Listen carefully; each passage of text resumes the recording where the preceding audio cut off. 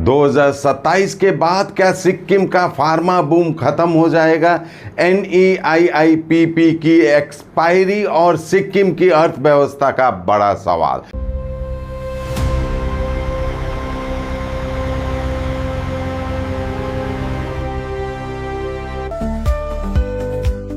क्या साल 2027 में सिक्किम की अर्थव्यवस्था के लिए एक बड़ा झटका साबित होने वाला है? क्या जिन टैक्स छूट और सरकारी प्रोत्साहन के दम पर सिक्किम में दवा कंपनियों की बाढ़ आ गई थी, वे अब खत्म होने जा रही है? और सबसे बड़ा सवाल, अगर ये सुविधाएं खत्म हो गई तो क्या बड़ी बड़ी फार्मा कंपनियां सिक्किम छोड़ देगी?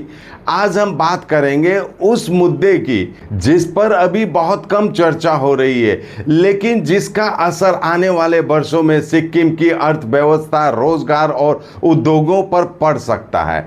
कुछ दशक पहले जो इलाका अपेक्षाकृत शांत था, आज वहां होटल, लॉज, दुकानें, किराए के मकान, बैंक, परिवहन सेवाएं और अनेक छोटे व्यवसाय विकसित हो चुके हैं। यानी उद्योगों का लाभ केवल फैक्ट्री के कर्मचारियों तक सीमित नहीं रहा। एक फैक्ट्री के साथ जुड़ जाते हैं ट्रांसपोर्टर, होटल व्यवसाय, दुकानदार, ठेकेदार, मकान मालिक, रेस्टोरेंट संचालक और सैकड़ों छोटे कारोबारी।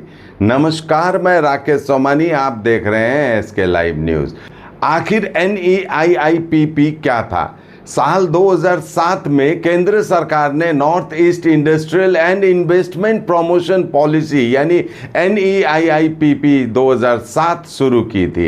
इस योजना के तहत सिक्किम समेत पूरे उत्तर पूर्व में उद्योग लगाने वाले को कई बड़े फायदे दिए गए थे, जैसे पूंजी निवेश पर सब्सिडी, ब्याज सब्सिडी, बीमा पर खर्च की गई राशि का एक हिस्सा सरकार देती थी, आयकर और उत्पादक शुल्क में बड़ी राहत। सबसे महत्वपूर्ण बात यह थी कि जो उद्योग 1 अप्रैल 2007 से 31 मार्च 2017 के बीच उत्पादन शुरू करते थे, उन्हें उत्पादन शुरू होने के तारीख से 10 साल तक का लाभ मिल सकता था।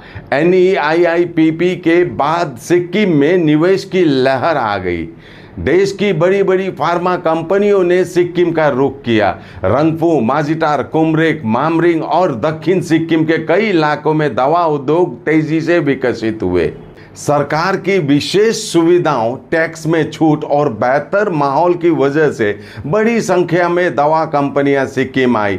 देखते ही देखते सिक्किम देश के सबसे बड़े फार्मा हब में से एक बन गया। यहीं से शुरू होती है असली कहानी।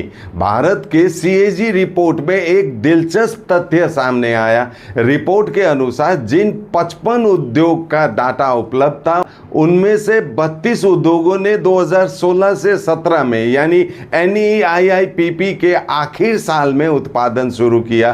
कारण भी साफ था, जो उद्योग 31 मार्च 2017 से पहले उत्पादन शुरू कर लेते हैं, उन्हें 10 साल तक सरकारी प्रोत्साहनों का लाभ मिल सकता था। यानी 2016-17 में शुरू हुए कई उद्योग 2026-27 तक इन सुविधाओं का फायदा उठाने की स्थिति में आ गए। इसी वजह से मार्च 2027 को सिक्किम के औद्योगिक इतिहास का एक महत्वपूर्ण मोड़ माना जा रहा है। इसका मतलब यह हुआ कि मार्च 2027 के आसपास NEIIPP से जुड़े अंतिम लाभों का दौर भी समाप्त हो जाएगा। लेकिन कहानी यहीं खत्म नहीं होती। GST लागू होने के बाद पुरानी एक्साइज ड्यूटी छूट समाप्त हो गई थी। इसके बाद केंद्र सरकार ने बजटरी सपोर्ट स्कीम शुरू की, ताकि जिन उद्योगों को पहले से कर छूट मिल रही थी, उन्हें उनकी बची हुई अवधि तक लाभ मिलना था, राहत मिलती रहे।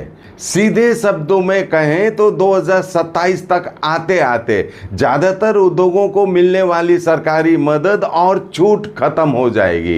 इसलिए यह साल सिक्किम के औद्योगिक भविष्य के लिए बहुत महत्वपूर्ण माना जा रहा है। हाल ही में दिल्ली में सिक्किम के मुख्यमंत्री प्रेम सिंह तामांग ने केंद्र सरकार से पूर्वोत्तर राज्य के लिए औद्योगिक प्रोत्साहन लाभों को आगे भी जारी रखने की मांग की है। यह मांग इसलिए महत्वपूर्ण है क्योंकि आने वाले समय में कई औद्योगिक इकाइयों को मिलने वाली विशेष छूट समाप्त होने वाली है।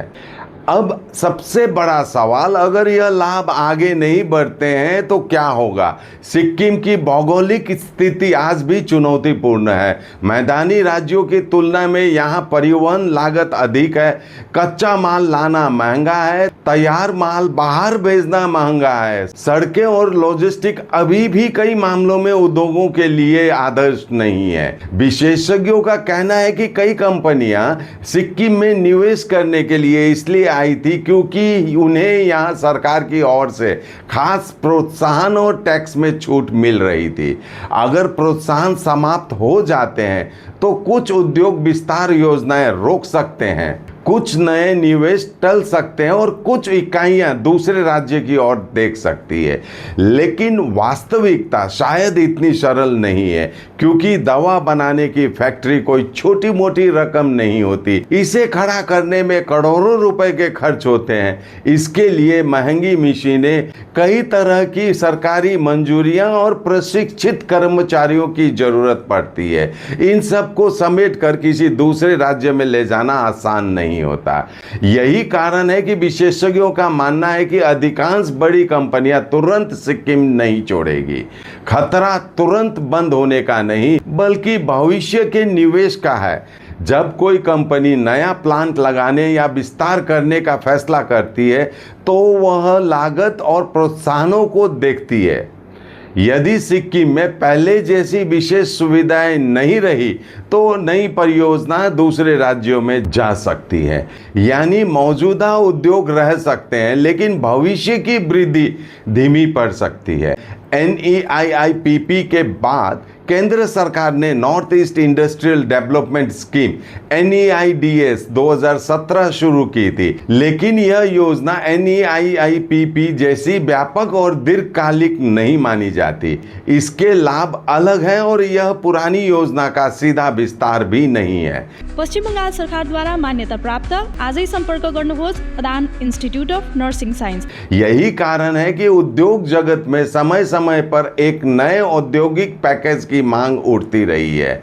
आने वाले वर्षों का सबसे बड़ा सवाल सिक्किम की अर्थव्यवस्था में फार्मा उद्योग की भूमिका बेहद महत्वपूर्ण है। प्रत्यक्ष और अप्रत्यक्ष रोजगार, परिवहन, होटल, किराए के मकान, छोटे व्यवसाय और स्थानीय बाजार सब किसी न किसी रूप में उद्योग से जुड़े हुए हैं। इसलिए 2027 सिर्फ एक तारीख नहीं है, यह एक परीक्षा है। परीक्षा इस बात की कि क्या सिक्किम बिना विशेष टैक्स प्रोत्साहनों के भी उद्योग को बनाए रख सकता है। क्या केंद्र सरकार कोई नया पैकेज लाएगी? क्या राज्य सरकार उद्योगों को आकर्षित करने के लिए नई रणनीति बनाएगी?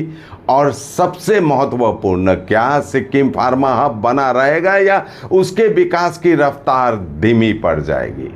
एक बात साफ है, साल 2007 से 2027 तक की कहानी सिक्किम के औद्योगिक इतिहास का स्वर्णिम अध्याय रही है। यही वजह है राज्य सरकार इन लाभों को आगे बढ़ाने की मांग कर रही है, और शायद यही तय करेगा कि आने वाले दशक में सिक्किम एक फार्मा हब रहेगा। आज के लिए इतना ही। देखते रहिए SK लाइव न्यूज़, आपका समय, आपकी खबर। धन्यवाद। नागालैंड सरकार ये रथ यात्रा बम्पर लॉटरी, पहिलो पुरस्कार 3 करोड़ गारंटी, टिकट 500 रुपया, पहिलो पुरस्कार बिक्री भएका टिकटबाट। र 18 जुलाई डियर रथ यात्रा बम्पर लॉटरी 2025 मा पहिलो पुरस्कार विजेता शमसुल हक। के तपाईं हुनुहुन्छ यसपालिको करोडपति। सपने पहले कागज पर बनते हैं, फिर कंक्रीट और स्टील में ढलते हैं। हर नक्शा एक नई उम्मीद जगाता है और हर ईंट और सरिया उस उम्मीद को हकीकत की ओर करीब ले आता है। एक ऐसा एहसास जैसे कल ही सुकून और शान दोनों एक ही छत के नीचे मिलेंगे। ये बस एक बिल्डिंग नहीं, बल्कि एक कहानी है। Luxentra designed my modular kitchen. And my walk-in wardrobe. Meet our designer today at Luxentra Siliguri.